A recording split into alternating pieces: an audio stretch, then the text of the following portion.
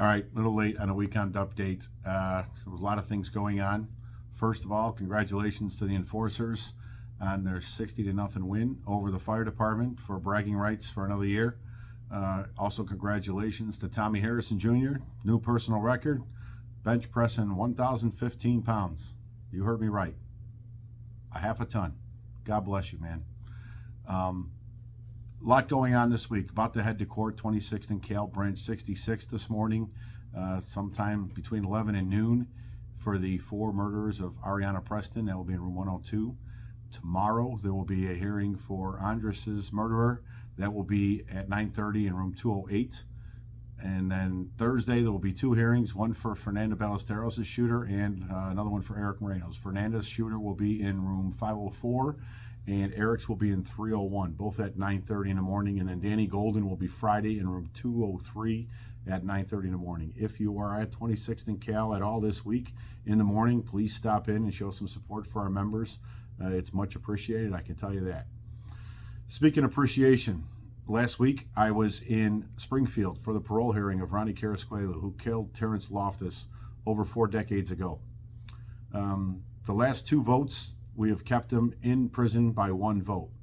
There was a big push it was a bipartisan push actually from both sides of the aisle in Springfield to have the governor change up the makeup of the parole board because it was getting far too liberal and letting everybody out. So the new makeup of the parole board was quite refreshing.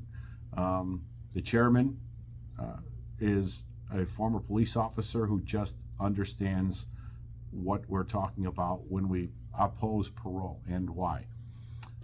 He's a very fair guy. Couldn't ask for a better chairman. Craig Finley was pretty great. Shelton's even probably right up there with him.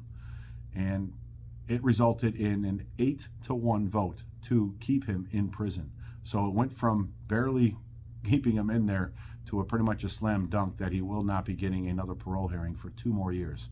So I just want to acknowledge the hard work that the parole board does, paying attention to our pleas and reasoning on why police murderers should not get paroled.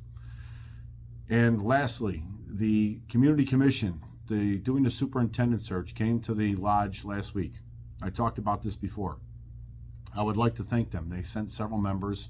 They fielded questions, comments, and concerns from our membership for at least an hour and a half on stage, and then stuck around for a taste of the FOP and converse with members even more.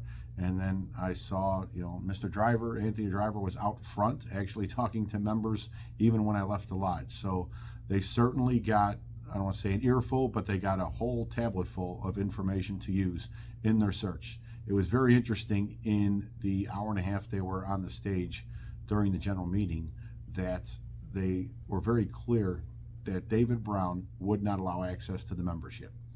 They continually asked to be able to communicate with members, interview them, and talk to them, and they were repeatedly rebuffed or ignored. Not surprising, if you recall, well over 2 years ago, there was a vote of no confidence for the superintendent, Eric Carter, and the mayor. So clearly they probably didn't want police officers telling this commission how terrible of a boss that David Brown really was. Lastly, at that same meeting, I'm happy to announce, long overdue, the FOP Lodge 7's new name. I made the motion, and it was seconded by Tim Deneen, John Deneen's son. The motion is to rename the lodge in perpetuity, the Chicago John Deneen Lodge number 7. The reason was simple. John created this labor lodge. There's no way around it. He gave up the national presidency to come back and get our first contract. Very selfless sacrifice. He could have easily ran a couple terms as the national president, but he wanted to come back and finally give us labor protections.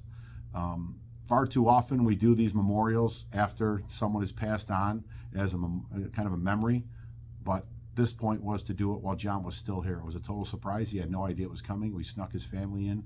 So again, the name will forever be known now as Chicago John Deneen Lodge number 7. With that, you will have a Friday update this week, I promise. See you all in court.